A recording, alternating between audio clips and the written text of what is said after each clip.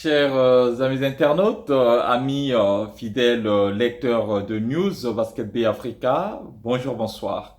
Je suis Cyril Ngario, directeur de publication et chroniqueur de News Basket Bay Africa. Donc, comme vous le savez déjà, je suis à Tunis depuis 48 heures. Je suis là effectivement pour vous plonger au cœur de la phase finale de l'Afrobasket 2017 qui va prendre fin ce samedi soir avec la belle affiche en finale qui va opposer le Nigeria tenant du titre à la Tunisie, le pays hôte. Donc, avant de me rendre à la salle pour vous plonger au cœur de cette finale qui s'annonce palpitante, c'est sans doute l'une des finales les plus rêvées, si vous voulez, cette année, même si on sait très bien tout au long de nos différentes chroniques. J'avais l'habitude d'insister sur la non-préparation de l'équipe nationale nigériane dont j'avais prédit que ce serait très compliqué, ce sera très compliqué aux DT Girls du Nigeria de parvenir à défendre leur titre. Donc c'est une tâche assez difficile pour eux, pour la simple raison que l'équipe ne s'était pas bien préparée depuis la nomination du coach Alex Noura.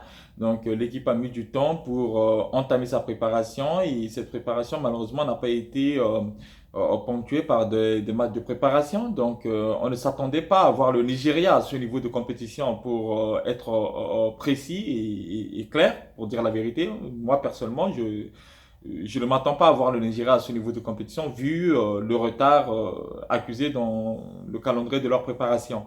Après, le Nigeria est là. Le Nigeria a perdu contre la RDC. Je pense que ça a été un tournant pour eux lorsqu'ils ont perdu face à la RDC. Je pense que l'équipe a dû se remettre en question, même si on sait très bien que cette équipe n'avait pas de compétition dans les jambes. Donc, il a fallu plusieurs matchs pour que les joueurs nigérians montent enfin en puissance.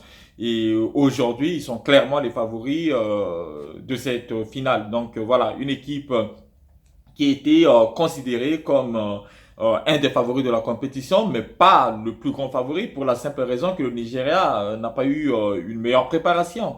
Donc voilà, la logique voulait que ce soit le Sénégal qui joue la finale, parce que la Sénégal a eu quand même une très belle préparation, faut-il le rappeler, avec une tournée européenne qui a été ponctuée par des matchs amicaux assez solides, notamment contre l'Espagne et après contre la République centrafricaine, même si c'est dommage pour les Lions du Sénégal qui ont quand même refusé de disputer un match de préparation contre la Tunisie ou contre des adversaires solides comme le Nigeria et bien d'autres grandes nations. Je pense que si le Sénégal avait accepté ces matchs de préparation, le Sénégal ne serait pas là aujourd'hui.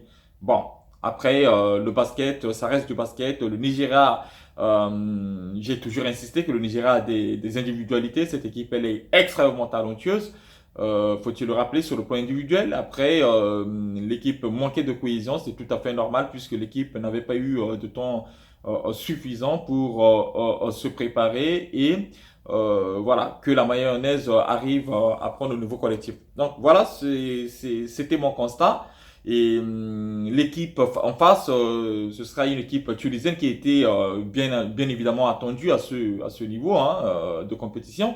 Voilà, j'aurais aimé voir la RDC arriver jusqu'à ce stade de la compétition, mais bon, la meilleure équipe a gagné.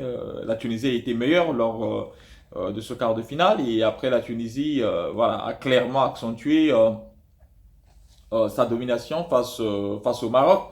Ça a été très compliqué dans le Money Time, mais cette équipe des Lions de l'Atlas, pardon, des Lions de Carthage a montré que elle avait du caractère et que elle avait acquis l'expérience nécessaire pour faire face à la pression de son public parce que d'il y a 2 ans, la Tunisie a été éliminée sèchement en demi-finale. Voilà, l'équipe n'était pas assez expérimentée pour prendre sur ses épaules la pression des fans parce que jouer à domicile n'a jamais été une tâche facile pour qui que ce soit. Mais la Tunisie est aujourd'hui là en finale.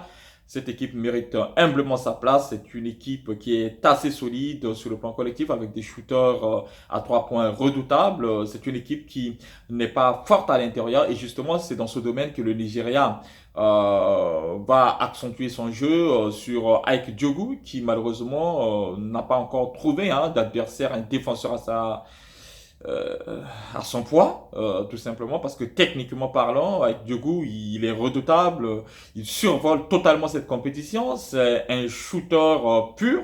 Et en même temps, c'est un joueur qui est capable d'alterner son jeu, donc intérieur-extérieur. Donc voilà, même en isolation, je ne vois pas qui pourra défendre sur Aïk Diogo dans les rangs tunisiens. Même si je sais très bien que le coach Mario Palma, qui est un grand connaisseur, ce n'est pas un novice du basket africain, trouvera forcément des ingrédients nécessaires pour essayer de limiter le capitaine nigérian. Mais la tâche sera très très très facile, pardon, très difficile. Même si on sait très bien que la Tunisie également pourra s'appuyer sur Makran Benramdan, donc qui est l'un des meilleurs joueurs du tournoi. Donc voilà. La Tunisie a tout ce qu'il faut, les joueurs qu'il faut pour aller au bout, mais en face, c'est le Nigeria. Le Nigeria court derrière un deuxième titre continental. Un point commun parce que entre ces deux équipes, vous savez, le Nigeria a remporté son premier titre de l'histoire continentale sous les ordres du coach américain William Boyd il y a 2 ans ici même à Tunis. Et c'était le premier titre continental du Nigeria. Et donc le Nigeria court derrière un second titre.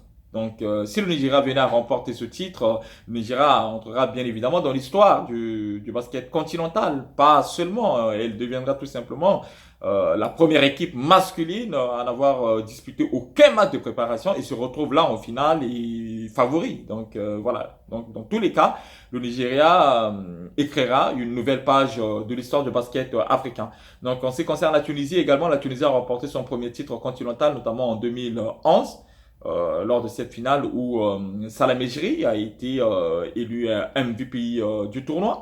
Donc oui, la Tunisie veut bien, la Tunisie a faim, les Tunisiens ont faim, et ils aiment, voilà, ils attendent ce second titre depuis 6 ans. Donc voilà, aujourd'hui, 6 ans après leur premier sacre continental, ils sont de retour en finale du championnat d'Afrique. Donc voilà. Si on se base sur la préparation de la Tunisie, on va dire que la Tunisie mérite mieux de gagner ce titre continental. Mais le Nigeria a prouvé que le Nigeria mérite également. C'est parce que cette équipe, rassurez-vous, il y a que Ike Diogo qui compte un titre continental. C'est le rescapé de la campagne 2015 où le Nigeria était sacré ici à Tunis. Donc après, les autres joueurs, enfin, ils ont envie de gagner. Donc ces joueurs, c'est leur première participation au championnat d'Afrique. Donc ils veulent bien soulever ce trophée tant convoité.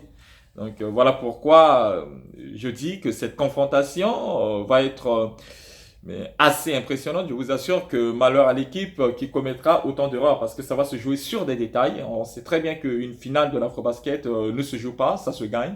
Donc les détails vont être très importants en tout cas dans cette rencontre. Donc voilà, on se prépare à vivre quand même une finale assez atypique et je pense que c'est l'une des finales les plus rêvées. Donc dommage pour le Sénégal et également dommage pour le Maroc. Le Maroc a tant donné, donc je pense que les Marocains peuvent marcher tête haute vu toutes les difficultés qu'ils ont rencontrées parce que ils ont failli ne pas participer à ce tournoi parce que voilà l'équipe a rencontré la fédération a rencontré des énormes difficultés financières.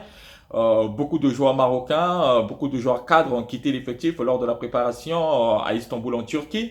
Voilà, donc cette équipe était déstabilisée si vous voulez sur le plan mental, mais les joueurs ont servi, se sont servis de ces difficultés pour se ressouder autour d'un même objectif. Et voilà, le Maroc est aujourd'hui va disputer un match de troisième place contre le Sénégal.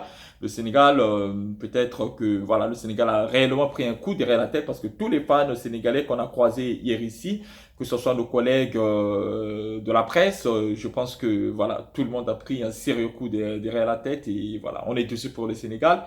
Et tout comme on est dessus pour le Maroc, même si on sait très bien que le Maroc jouera cette troisième place à fond parce que le pays n'a pas n'est pas sur le podium depuis plus de 22 ans, donc depuis leur finale en 95. Voilà ce que je peux dire globalement sur ce dernier carré et également sur cette finale. Donc, quel pronostic donner quand on a Nigeria face à la Tunisie? Ben, je pense que c'est le Nigeria. Je pense que c'est l'année encore du Nigeria. Donc voilà, un coach nigérian va devoir gagner avec le Nigeria après l'exploit de l'Américain Will Voigt. Donc ce sera dans tous les cas historique pour le Nigeria qui gagnera son premier titre avec un premier entraîneur nigérian à sa tête. L'équipe masculine d'ailleurs, hein, parce que l'équipe féminine également n'a disputé aucun match de préparation et l'équipe féminine est allée au bout à Bamako en remportant le titre. Donc voilà un peu, si vous voulez, la similitude entre ces deux équipes, sachant que à la tête de ces deux équipes du Nigeria, on a des coachs nigérians. Et voilà. Et après, les deux effectifs, c'est-à-dire les rosters, que ce soit de l'équipe masculine et de l'équipe féminine, sont constitués par 8 joueurs qui sont nés aux États-Unis, 8 Nigérians nés aux États-Unis. Et les 4 joueurs de ces deux équipes, ben, bien évidemment, ils viennent du championnat national nigérian. Voilà à peu près la politique qui a été mise en place par le président de la Fédération nigériane de basketball, Mohamed Kida. Voilà ce qu'on peut dire globalement. Donc, ce sera une très belle affiche entre le Nigeria et la Tunisie. Mais en attendant, ben, restez connectés hein, sur notre page Facebook, y compris sur notre site web. Donc, on essaiera encore de faire de notre mieux pour vous faire vivre cet afro-basket masculin. Donc, voilà, c'est le dernier jour. Espérant qu'on va vivre encore un moment, ben, on va vivre plein de frissons et un moment chaleureux avec ce public tunisien qui, bon, bien évidemment, on annonce déjà une salle à guichet fermé, donc cette salle sera archi comble et imaginez déjà l'ambiance qui régnera à la salle de Rades. Donc voilà, chers amis internautes, ce que je peux vous dire globalement sur ce dernier carré et également sur cette affiche. Et aussi une dernière chose. Le 5 de départ, c'est-à-dire que les meilleurs joueurs du tournoi seront élus aujourd'hui. Je ne vous dirai pas qui j'ai voté, mais si vous voulez, pour avoir une petite idée, le MVP pour moi, incontestablement, ce sera Aïk Diougou. Aïk Diougou, voilà, il survole cette compétition, il n'a pas d'adversaire à sa taille. Peu importe ce qui arrivera lors de cette finale, peu importe défaite ou victoire du Nigeria, Aïk Diougou sera incontestablement le MVP de ce tournoi. Deuxièmement, en ce qui concerne le 5 majeur, avec Djougou, ben, si vous voulez une équipe small ball hein, pour ce championnat d'Afrique, ben, on mettra tout simplement avec Djougou en 4 et je mettrai Makran Ben Ramdan en 5 pour, je dis bien pour le duo small ball. Donc j'insiste bien là-dessus. Du small ball, c'est-à-dire que sans pivot. Donc je mettrai Aïk Diougou en 4 et Ben Ramdan en 5 et je mettrai au 3 le Marocain Mohamed Chouya qui est le meilleur Marocain sur le papier.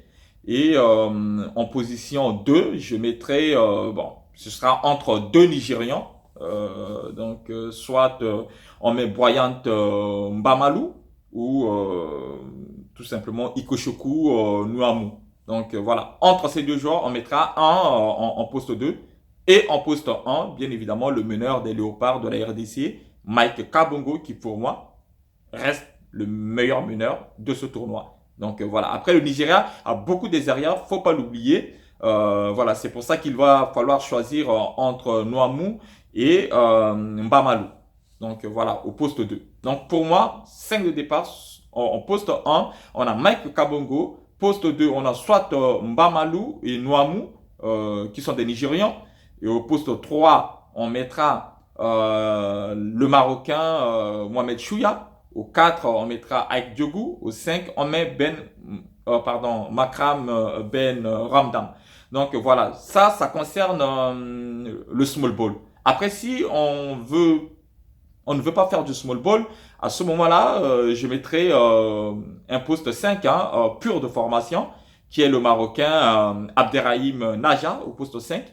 Poste 4, je mettrai Ben Makram Ramdan. Makran, pardon, Ben Ramdan, il va falloir que j'arrive à prononcer son nom. Et au poste 3, à ce moment-là, je mettrai Ike Diogu. Et au poste 2, ça change pas, hein, soit Mbamalou, soit Noamou. Et au poste 1, ça reste le même, Mike Kabongo. Donc voilà, à peu près mon pronostic en ce qui concerne le 5 majeur de la compétition. Donc en ce qui concerne le MVP, ça ne change pas. Pour moi, c'est incontestablement Ike Diogo. L'équipe qui remportera le tournoi, je pense que c'est le Nigeria. Je le pense très sincèrement. Et voilà, pour moi, le Nigeria va remporter son deuxième titre continental. Ouf, mais ça va être très dur. Ça va être un match explosif, mais un match extrêmement dur, compliqué pour les deux équipes. Voilà, chers amis, ce que je peux vous dire globalement là-dessus. On se donne rendez-vous tout à l'heure à la salle de Rades. Donc voilà, à très bientôt. Portez-vous bien. Je vous aime très fort et je vous embrasse. À très bientôt. Ciao, ciao. Portez-vous bien.